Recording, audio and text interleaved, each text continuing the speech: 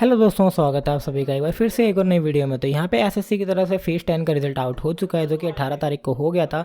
जिन जिन लोगों ने अपना रिजल्ट चेक कर लिया और उनका नाम उसमें लिस्ट में है, तो उन सभी को कॉन्ग्रेचुलेसन्स।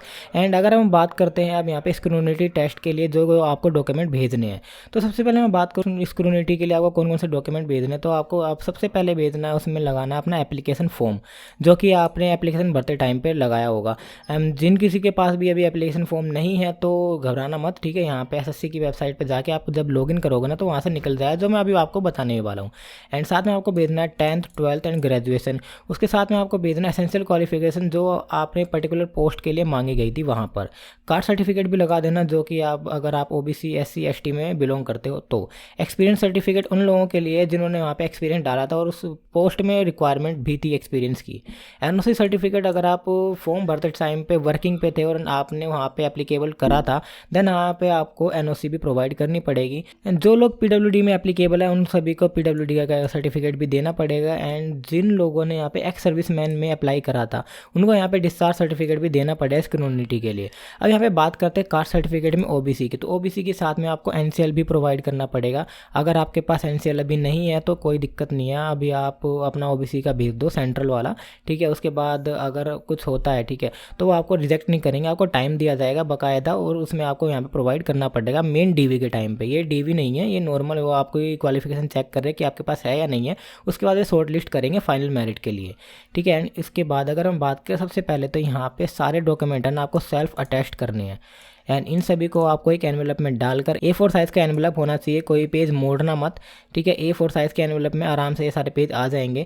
एंड आपको स्पीड पोस्ट के थ्रू ही भेजना। अब यहाँ पे एसएससी ने साफ साफ मेंशन करा है कि जो आपको बाय पोस्ट भेजने ना वो स्पीड पोस्ट से होनी चाहिए, ठीक है, और 9 दिसंबर से पहले पहले। तो ट्राई करना कि आप 9 दिसंबर से पहले पहले भेज दो। तो ट्राई करना कि 30 नवंबर तक आप भेज दो, क्योंकि स्पीड पोस्ट में भी 2 से 3 दिन लग जाते हैं। और इन्होंने साफ साफ मेंशन करा है कि कोई भी है ना कैंडिडेट अगर 9 तारीख से बाद अगर उसका बाय पोस्ट भी आता है तो यहाँ पे पोस्ट की गलती की वजह से भी है ना उनका कैंडिडेचर यहाँ पे रद्द कर देंगे। इसमें एसएससी कोई भी एंटरटेन नहीं करेगा अगर वो 9 तारीख के बाद उनकी पोस्ट आती है तो अब बात करते हैं एनवेलप के ऊपर क्या क्या लिखना है। तो तुम देख सकते हो यहाँ पे ये मेरा एनवेलप है A4 साइज़ का। यहाँ पे सबसे पहले आपको मेंशन करना है आपने कौन से लेवल के लिए भेज रहे हो। और हाँ, अगर जिन भाइयों का यहाँ पे अलग अलग लेवल में बहुत सारी पोस्ट में हुआ है तो उन सभी का सेपरेट ही जाएगा, सबका एक में मत भेजना। सेपरेट एनवेलप में सेपरेट डॉक्यूमेंट करके सेपरेट सेट बनाकर भेजना पड़ेगा। तो यहाँ पे सबसे पहला यहाँ पे लिखना आपको सबसे ऊपर मेट्रिकुलेशन लेवल या फिर जिस भी लेवल का है, पोस्ट कैटेगरी लिख देना जिसमें भी आप यहाँ पे आए हो, आपका रिजल्ट आया है। देन यहाँ पे 2 में आएगा जो भी आपका रीजनल ऑफिस है। लाइक मेरा आया ईस्टर्न रीजन का आया है और यहाँ पे कोलकाता का आया, तो यहाँ पे ईस्टर्न रीजन में डाल देता हूँ। अगर आपको यहाँ पे रीजनल एड्रेस नहीं पता तो यहाँ पे आपको जो ये लिस्ट आई थी ना, इसी के नीचे आपको मिल जाएंगे रीजनल ऑफिस के यहाँ पे। बाकी मैं इसकी PDF भी है यहाँ पे डिस्क्रिप्शन में दे दूँगा, आप वहाँ से डाउनलोड कर लेना।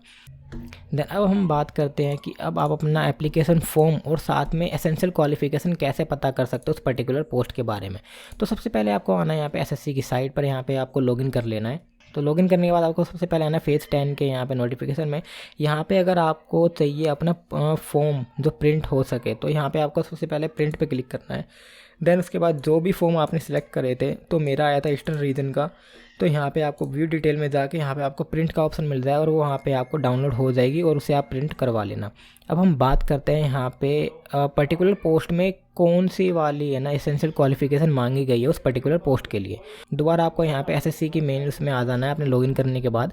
यहाँ पे आपको फेज 10 के उसमें नोटिफिकेशन पे जाना और यहाँ पे है आपका पोस्ट डिटेल्स।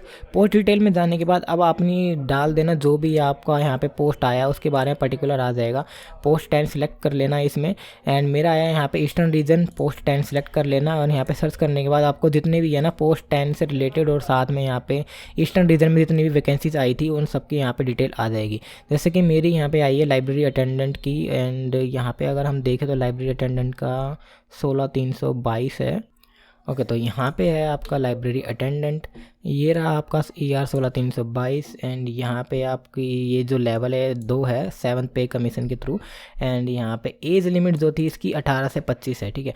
अब जिनको भी एज रिलैक्सेशन जिन्होंने भी ली थी तो डोंट वरी, अगर आपने OBC या फिर कास्ट के ऊपर लिया था तो आपको एक्स्ट्रा सर्टिफिकेट भेजने की ज़रूरत नहीं है, बट आपने किसी और बिहाफ पे लिया था तो आपको उसका पर्टिकुलर सर्टिफिकेट देना पड़ेगा जो कि इनके नोटिफिकेशन में मेंशन करा गया है।